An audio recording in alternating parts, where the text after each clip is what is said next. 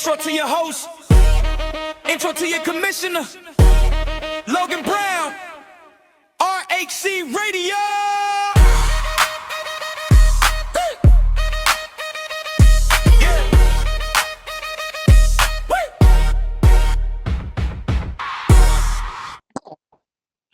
Happy Tuesday on RHC Radio. We have live Dylan Dossie, new Team East captain, in the flesh on the airwaves. Dylan Dossie, do I have you? I hope I do after that intro. Good morning, RHC Radio. You have me loud and clear. Oh, this whole thing's a shit show. I don't know who let me do this or who even gave me the thumbs up to do it, but I decided to just go full send. So, again, I heard everybody's enjoying it, and RHC's next week. So I've got very limited time and a couple more conversations to have. So you're one more down. So how we doing down there in the hot Central Texas? We're doing good. We're kind of getting used to the heat. Easier said than done. I don't know if there is getting used to it. Some showers are helping the courses around here, so all is pretty good in Central Texas right now. Mm, yummy. Well, it's hotter than the Dickens up here. Um, uh, I just hope we get dry and nice weather while we're there. Obviously, if we got a bunch of baseball players in the group of 20, so everybody knows. Please don't start talking about weather or anything like that in terms of texting. And I tend to be a little superstitious, a little bit more than Yeah, little stitious when it comes to RHC and the weather. So I feel like we got a lot of superstitions in the group, so that checks out. baseball players turned golfers, yeah, I'd imagine Yeah, so. Do you have any one superstition that you do either pre-round or during the round or post-round that you do? Is there anything that you yeah. do out of superstition? I do the same thing every day. Left sock, left shoe, right shoe. I don't know. I did it in baseball, and it's literally carried over for like, I don't know, 15 years or something like that. It's Okay. just an oddity thing that's like that I do. Yeah. I mean, I wouldn't expect anything less. I'm going to jump in your brain a little bit, and this is kind of a mind ninja thing. So listen to me very closely, okay? And it worked on me before, but it is 100% foolproof. And that is when you wake up in the morning, you will remember me every single time you put deodorant on. And just by me saying Interesting. that and me pointing out the fact that you do the same number of strokes on your left armpit than you do your right armpit, you're going to wake up in the morning, you're going to put deodorant on, and you're going to go, holy shit, Logan's right. And then now you're thinking about me. It's crazy. It's So who do absolutely you think insane. about? What? Who do you think about when you put on deodorant? I think about the person that told me that. But the funny part is, Oh, I don't even remember who told me, but I remember oh, that conversation. And then gotcha. I told a couple people at work, and the next day they came in and they're like, I thought about you this morning. I was like, what are you talking about? And they're like, I put it on my deodorant. I was like, I told you. It's crazy. It's weird. It's wild. But anyway. RHC talk. You ready? I am, but I'm actually gonna flip the script on you a little bit here, with the Oh, consult of a couple others. You've been grinding through the interviews for shoot, probably a couple weeks now, I guess, right? it's been A little 84 over, years. little over, little over halfway through the squad. So I'm actually gonna flip it up and pull an audible on you and throw some questions at you and give you your little moment to shine since you've been, grinding it out for us. You do a lot for the squad, stats, setting it up, having the conversations, booking it, kind of being the obviously commissioner. You wear many hats, so wanted to do you a solid and give you some airtime to kind of talk about your RHC. This is like the Step Brothers when they're like, it is now our turn to interview you. Yes, 100%, Ah, 100%. well, you started off with 100%, so you already sound like an I feel RHC like radio I'm host. I feel like I'm Commissioner Brown right now. I have to say 100%. Well, Commissioner Brown wishes he was 10% of sexy as one Dylan Dossie is. So, I don't know, but I don't know if I believe that at all. man, you're pretty sexy. Okay. Well, Well, that being said, yeah, I let's had hop into some some questions for questions, you, eh? but I guess we're gonna just totally throw those to the side, and I'll let you have the floor. This is fun. Yeah, yeah. All right, first question. Obviously, we talked about it, or you talked about it in some other interviews. First RHC at Valor since 2023. Give us some thoughts, some feelings, some emotions. Week out. What are we feeling? Yeah. Um, yeah, 2023, it sounds like forever ago, and it feels like it is, but as the world's most impatient person, it's grounded me a little bit to say, 3 years they came and they went, and I've, obviously had extreme FOMO last year, seeing all my boys fire some low scores. And the time is here. It's like it's long enough to wait for one whole year for an RHC. It's another to wait 2 full years. And then Yeah. 2 years ago was Pine Dunes, which is great, but it's not Mhm. God's country. It's not home. It's not Valor. So it does truly feel like RHC for me was 3 years ago in terms of grinding with my boys and, getting to play those infamous Valor holes and let the stats kind of show at the end of the year. So I've got a nervous excitement to me. Um, and Do you I've been think it affects your play at all? Like, will you no, come out with a no, different mindset than previous? No. no, no, no, no. What I do like is the fact that my home course now is very tough, very challenging, and I just need to make sure I don't get too ahead of myself out at Valor. Just kind of take what the hole gives me and play it there. I mean, there are obviously some holes where I want to be a little bit more aggressive because I'm trying to make birdie, but birdies don't come from that, especially in my game. It's getting off the box, hitting tight wedges, and finding birdies that way, not seeing how far I can hit it down the fairway. So I'm gonna try to temper expectations in terms of that sense. Because as we know, Valor can just jump up and bite you at any point in time. But Sure. no, I don't think the excitement will get to me. I guess sometimes the good thing about being a commissioner is having so much on your mind that you almost put golf on the back burner. It sounds terrible, but I mean, you want the tournament to go off smoothly. Luckily, I'm at the back of round one, so I'm the very last to tee off. So everybody's going to be out in front of me, and I'll have some time to kind of calm down. So we'll see when Yeah. the first tee shot comes. But yeah, Strategic first tee time there after a few years out. So I like it. it was me. Um, You could thank my captain for that. you asked me, a few minutes ago about, pre-rituals or anything like that. Do you have any pre-tournament rituals?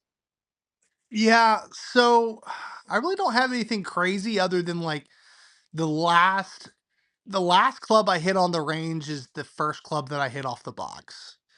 So that I don't know if it's much ritual as it is like strategy or course management, game management type of stuff, but I do tend to this is kind of weird, I guess. If I'm putting, right, and I have my RHC ball marker, if I make my first putt with like the Texas logo up, I will from then on use the Texas logo up instead of my last name up. That's Um, fair. I so do the it's same with the ball marker, right? It's like it's kind it of fits. weird. Yeah, yeah, I get Um, that. so yeah, no, I would say probably those 2 things in terms of superstition that I have. Um, yeah, Yeah, that's fair. yeah. Cool. We'll hop into a new topic here. We're gonna call this one RHC history. Any early moments that could have killed it before RHC became, the tradition that it is today? Oh, Think back man. many years ago. Yeah, I got a lot of pushback when we did the expansion from 2 teams to 4 teams. I'm glad I didn't listen to it because Me too. 8 got right, as an expansion team, and you've been through the ringer, right? Playing with, Yeah, a Rolly and Adam, your team has been through the ringer.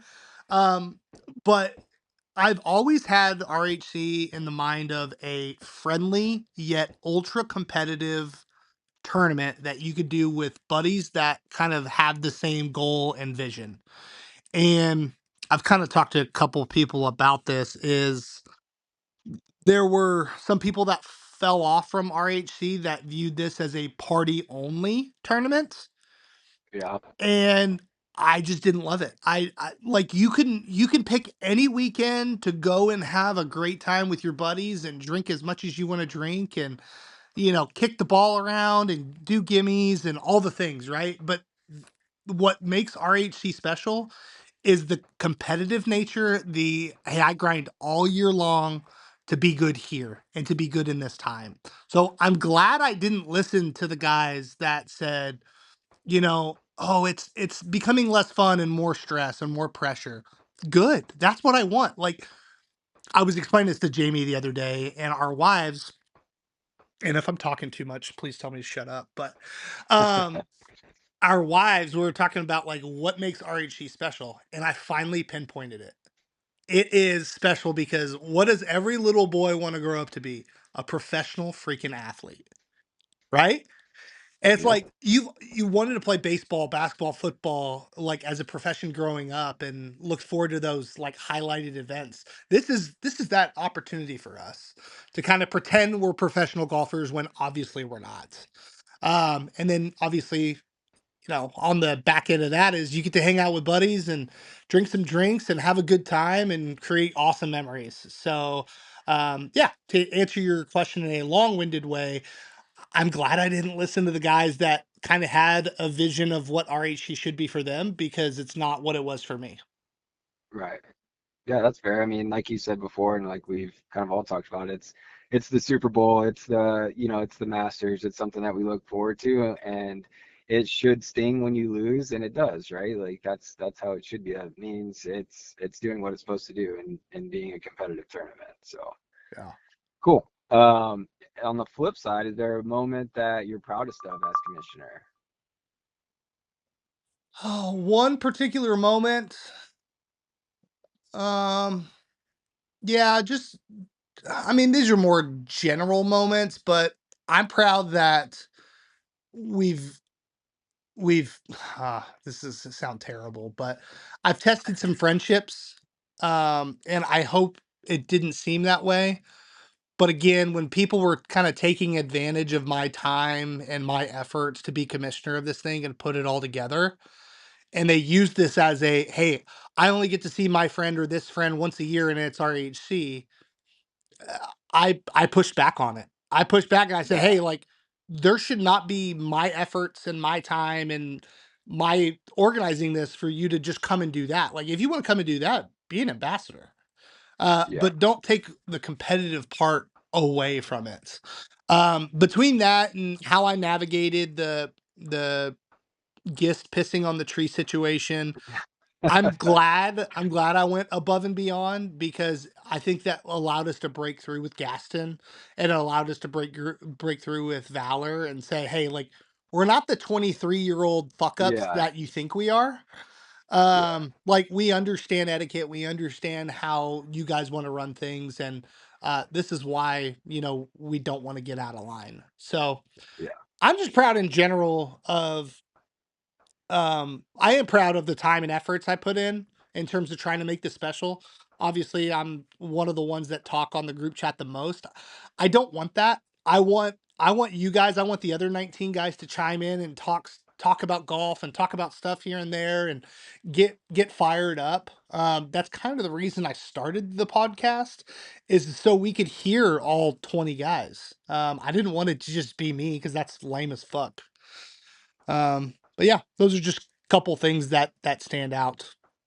yeah. I mean, you've gotten good feedback. I think the few weeks, like the start of Calcutta, right at the beginning of July, really gets the juices flowing for everybody, and then that can kind of go up and down and die down some. But then these podcasts have really like reignited, I think, everybody's engagement, like Mhm. knowing it's so close, but then it's like we should essentially have one, every day basically until RHC, basically. I mean, if everything goes according to plan, I guess. But yeah, that's definitely done a great job of kind of getting everybody active and talking again. So as well as the FEC Cup as well too. That's gotten a lot of traction. So Yeah.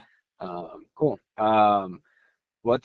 Who do you think is the most underrated player in tournament history? Kind of a tough one to answer, but kind of want to get your thoughts on that. It could be current, previous. Goodness gracious. Underrated in tournament history. We are talking about RHC, right? We're not talking about PGA. Correct. Uh, I would say underrated that's no longer here. I'll kind of have two answers. Is my brother Ryan. Um, I'd agree with that. Yeah. he's a really good golfer. Obviously, the vibes don't match with kind of personalities, which it sucks.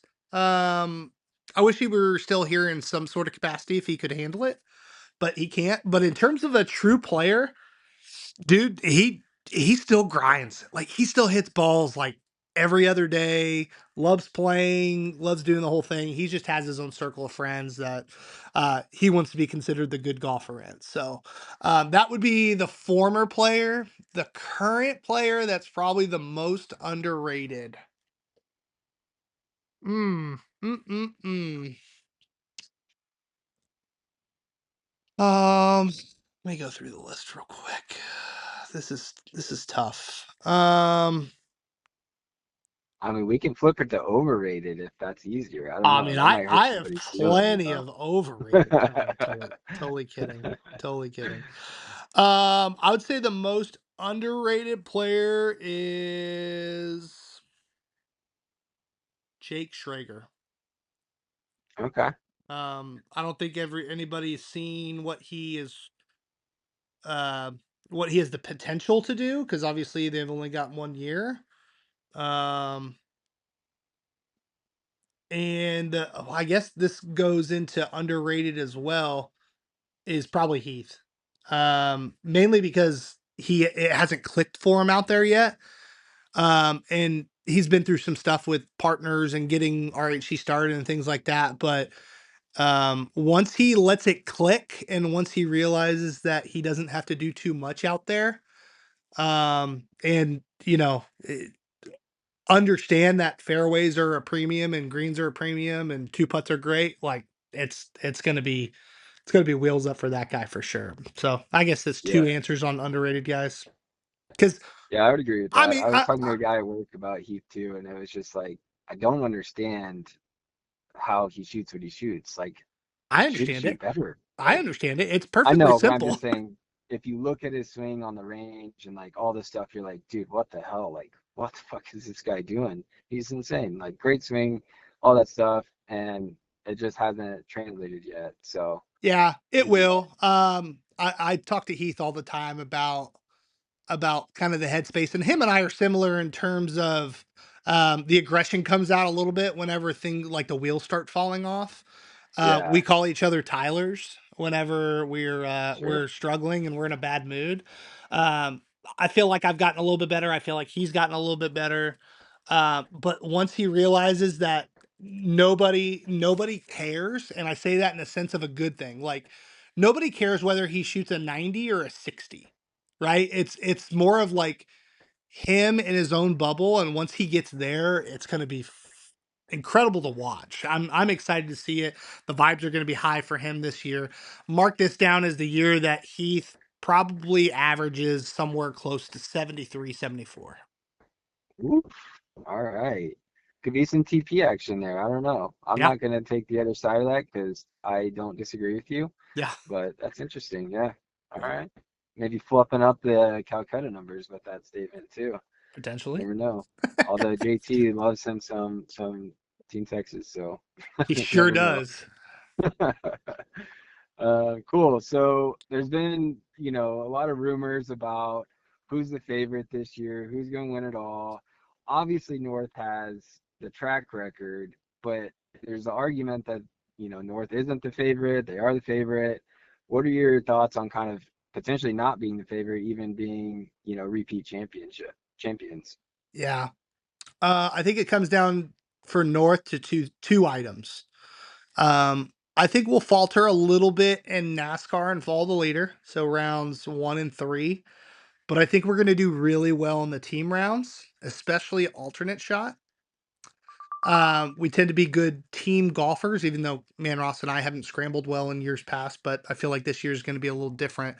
So I think the team rounds are gonna keep us afloat because we don't have a guy that's a locked in top 4, top 5, but all 4 of us are able to go low. So I think that's what helps us, right?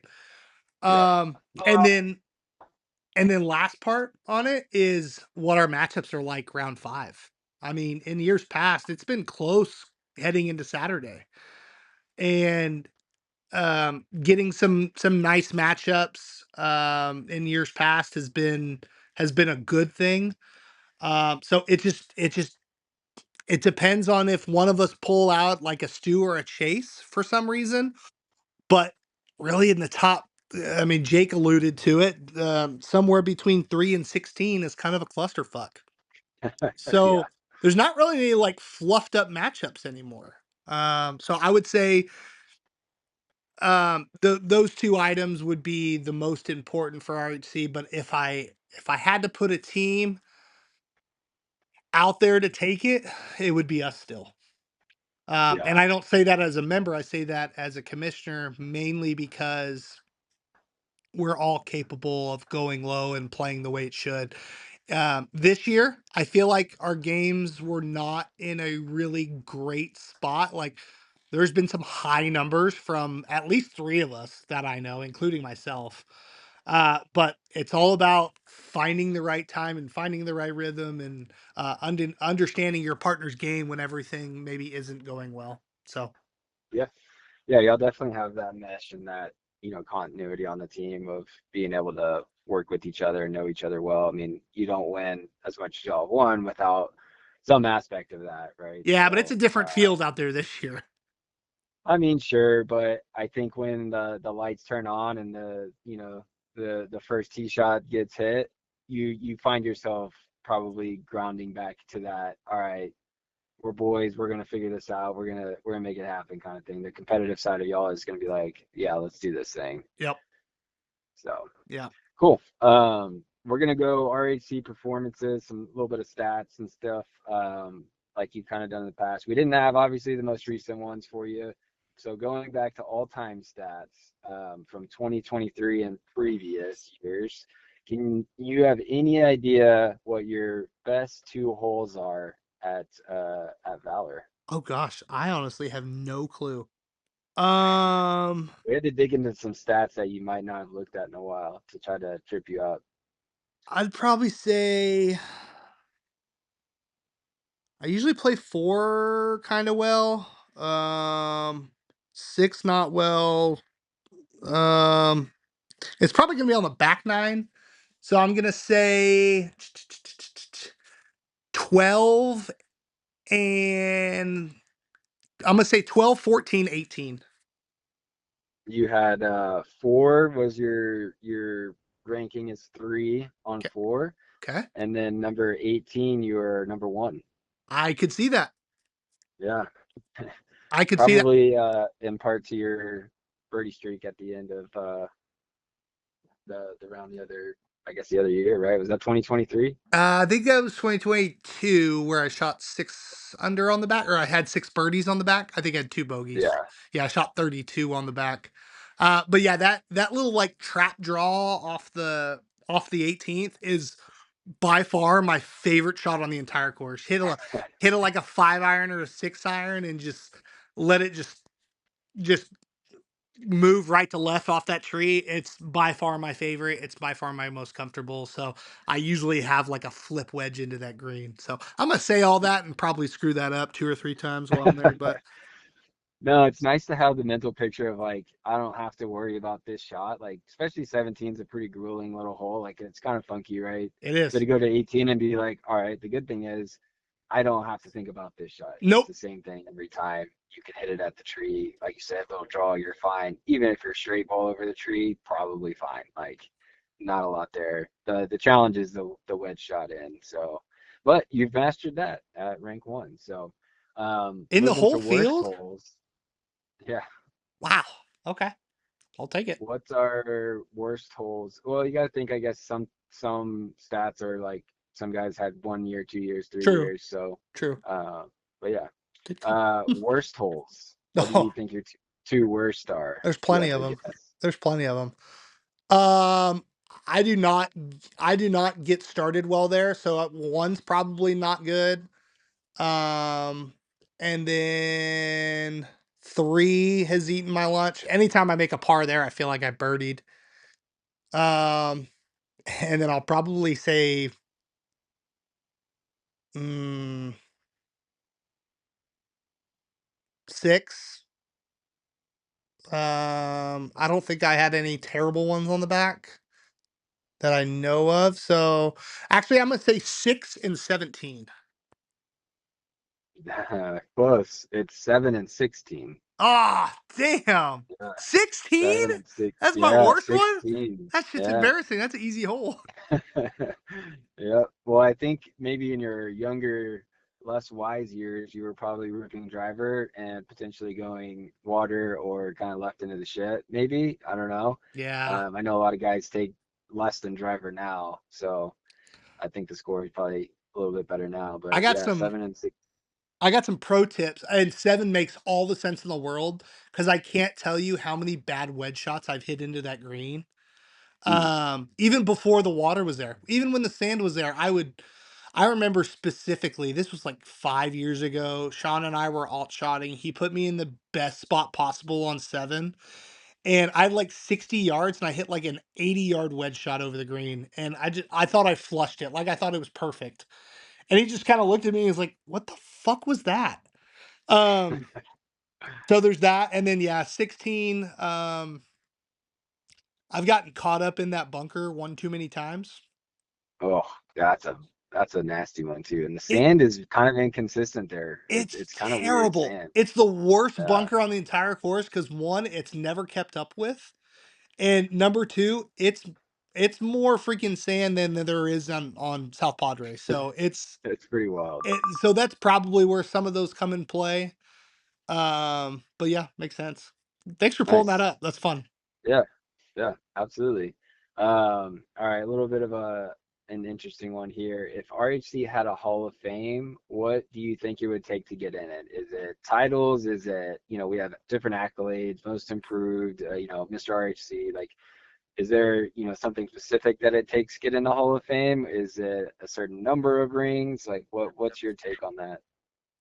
I think it's more than just play. I mean, yeah, like there's certain important things, right? Like RHC MVP. Mr. RHC was a thing until Jamie pretty much trashed that. So Yeah, I will never shout let out him live Jamie. that down. But it's yes, it's being the low man, being RHC MVP. Obviously team wins. Those are the tangible things that you can look back on. But really, what I think I truly think it is do you get better every year? RHC was meant for those that started off as like shitty, I love golf type of guys and have like fine tuned their games over the last 5-10 years to be really good golfers. So, like, taking the trend of improving and just kind of going it that way and then, like, being somebody RHC, I think that would put you in the Hall of Fame. Um, and then second part would be, like, are you fun to play with? Like, do people like playing with you? Do people hate playing with you? Um, Yeah, it's and, like, it's taken me a while to realize that you're not the only person playing. I've had some spouts here and there. Like I played with Team North about 3 weeks ago, and I was a little pissy, but I wasn't the guy that is gonna bring down the whole group. You know what I mean? Like Martin fired off a fucking hell of a round, and I was way more worried about him playing well than I was about me playing like shit. yeah, So I think like changing your mindset and being that guy that is a good cheerleader and guys like to be around is really important. Obviously, in the heat of RHC, and you want to play well, you can get caught up in it. But yeah, I would say those couple things on being being the face of RHC, somebody that's a badass golfer, has gotten better, and somebody that people loves to play with. Yeah, that's fair. I would agree with that. I thought you were gonna say throw a ring in there as well, just to differentiate, but No, I that's mean, fine. like there are guys like if Team North imploded tomorrow, I could find in our group, I'd be like, oh, I want that person, that person, and that person.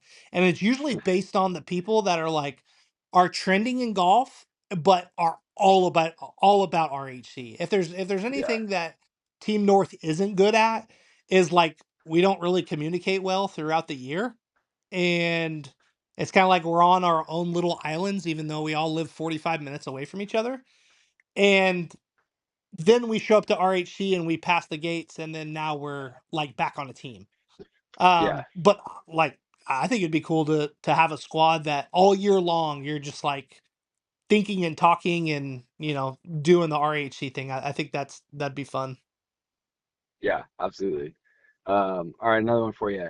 If the course could talk, if Valley Creek could talk, what's one hole it would have the most to say about this group and why? Well, I'd imagine the stories on 18 and seeing Gist's dick would have a lot to say, or maybe not enough to say. Ooh, hashtag penis joke. Um, let's just chalk it up to hole one. Like that's the only hole on the course you have all 20 guys there, and Yep. like there are so many different ways to play that hole. You could honestly hit a freaking pitching wedge and a pitching wedge and get close to the green and find a par, or you could smash driver and try to get as close as possible and make an eagle like yourself. So I think, yeah, if one hole could talk and tell us, "Hey, dumbass, this is how you're supposed to play me," that would be so lovely, and I probably still wouldn't listen. So Yeah. One is a good one too, because it's like you have some. I mean, you have 20 guys. Majority of the group, like honestly, the group is good at golf, right? And then you go out there, and first tee, it's like balls everywhere. I mean, left, right, oh yeah, top, launch, like everywhere. So it's just like it's from a bird's eye view. It'd be funny to see like you know the group teeing off the first round. It's just like you never know what you're gonna get. It's just kind of chaotic. yeah, It's a I good time I agree. Yeah, one's tricky. It depends on how you want to play it. Like you could be as aggressive or as conservative as you want. There's no right answer. It's just you just kind of have to pick pick the card and play it. You know what I mean? for sure. Yeah, for sure. Cool. A bit of a controversial question here for you. If you had to pick an RHC rival, who would it be and why? I mean, I kind of have to use the history card on this one. I mean, my boy Shawnee and I mean, he's on my team, right? So he can't be my rival if he's on my team. But Yeah, that doesn't really check out. no, I know. Yeah, But I'm saying if he wasn't on my team, then I mean, it would definitely be him because I mean, him and I compete in like paper football, right? yeah, true. And that's just how we operate. But if obviously if I'm talking about somebody else that's not on my team, um, Rumor has that Sean had some potential trade offers in the offseason, so I heard about TBD that. on that. I So I heard about that. No, we'll keep him. We'll keep him. Um, boy, I'm trying to think of it's like some of the guys that usually play one on one, but yeah, it's kind of varied through the years. Because for whatever reason, I decided to have two shit rounds. Then in round five, I usually figure it out. Um, yeah, go ahead and call somebody out this year. I, you know, Who are you gunning for? I usually play puppet master with other people. You know what I mean? I don't like other people calling me out. You know what? You know who's my rival? I'm just gonna call it right here and there, and he knows it too. It's Ari Rogers, Ah, there it is. and That's I fair. I mean you have to know why, right? I mean like Of he course. he stepped into my shoes last year, and I've heard a couple of people say like, Oh, well, you had Ari, who obviously played great. Now, this was obviously before round 5. He kind of faltered round 5 a little bit and lost to Nash, but a couple of people like I felt a little disrespected by that. Not obviously by Ari, but by the Sure. people making mention of that, like, oh, excuse hold the phone. Um, so Well, yeah. I think the group would love nothing more than a Logan and Ari 1v1 to really settle the debate from last year. I think that would be fantastic for the views.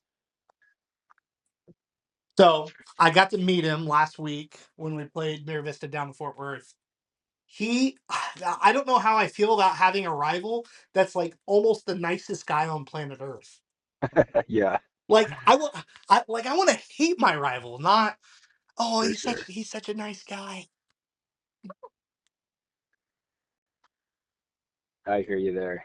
I hear you there. It's always tough to be mean to the nice guys and pick a fight, unless you're BG and then you're just guns a blazing at everybody. Oh, he just So yeah. If BG puts you in the scope, you just gotta bear down and take it. Or I mean, with you got a him, special talent for that. absolutely. The more you fight back with him, the more he presses harder on you. So you got to be careful. Yep, agreed. All right, that's it for the questions. We got a couple of hot seaters, one guy over another. Let's Okay. see what you think on the rapid fire hot seats. And number one, we're going Gis versus Ari. Guessed. Gis, okay. Jake versus Jamie. Jake. Okay. Jamie's been playing some good golf lately. I know he has. Shout out Freeman out in Harlingen. Harlingen Uh, versus anywhere else. yeah, well, yourself versus Heath. Give me me. Okay. Okay. Martin versus Colin. Martin by a mile.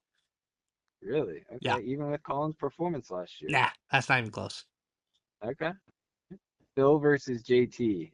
JT. Phil fighting for the road back to glory and being in the top group. So you got JT? JT. Just if you were to ask me what mental game you would want out of anybody in the field, it's him. Okay. He does seem like I haven't gotten to play with JT a ton. We played with him in the scramble. He seems like a guy that's just gonna kind of talk himself and say, fuck you, JT, you're better than this. Hit Oh a yeah. fucking shot here. So I could kind of see that mindset with him. He does Um, he does a really good job looking in the mirror. Um, I tend to not look in the mirror, and I tend to like lean on people to help me out if things aren't going well. He's very reflective, and he during 5 full rounds at RHC, he's the mindset that you want. Not to take anything away from Phil, but Phil's kind of sure. been lost for the last couple of years. So I do think Phil turns it around though, and averages somewhere around 75, 76 this year. Yeah, new clubs. Shout out to Yep. the TPG. fitting studio, right? Yep. Yeah. Got some new clubs in the bag. One thing I will say about Phil I appreciate is that when you play him on 1v1, he wants you to shoot your absolute best so that Yeah. he can beat you. Like he wants you to shoot 73 and he shoots 72. Like he's a guy that doesn't like he'll talk you through shots even 1v1 because he's like, nah, I want you to play well because I'm gonna beat you. I don't want any excuses, nothing. So I can always appreciate that with a showdown with Phil. That's what you want. Like nobody wants to play with anybody that's struggling. Like I don't care if I'm Yeah, playing against them or not. Like vibes coming off 18 need to be high, not low. yeah, absolutely, absolutely. What else? Well, that's all I had for you, Mr. Commissioner Brown. I appreciate you letting me flip the script on you a little bit and kind of change it up. We thank you for all you do for RHC and the squad. And man, we are just so pumped for next week. And yeah, thanks for all you do. Absolutely. It is my pleasure as long as I say it all the time, but as long as everybody keeps on buying in and keeps on having a good time with this thing, then I'll keep on doing it. So obviously don't go dropping drawers on the course and getting us in trouble. Like we need to respect everything there, obviously, because Valor is our home. And respect the game, respect the place, and obviously respect each other. But yeah, love you guys. And looking forward to the best year yet. I'm calling it right now. It's going to be the best year yet, and we're going to have some fun little accoutrements, if you will, Mm. regarding the tournament and some things that maybe you guys didn't see last year. So I'm gonna try to make it even more special this year. So thanks, DD. Well, some Appreciate you, things brother. we didn't see last year were some Logan nuts, so maybe we'll get a glimpse of that at some point too. Well, just keep that to yourself. Ninth green at 9 for sure. Alrighty, man. Sounds good. Appreciate you. No, thanks, brother. We'll see you soon. Love you long Sounds time. good. See ya. Love you.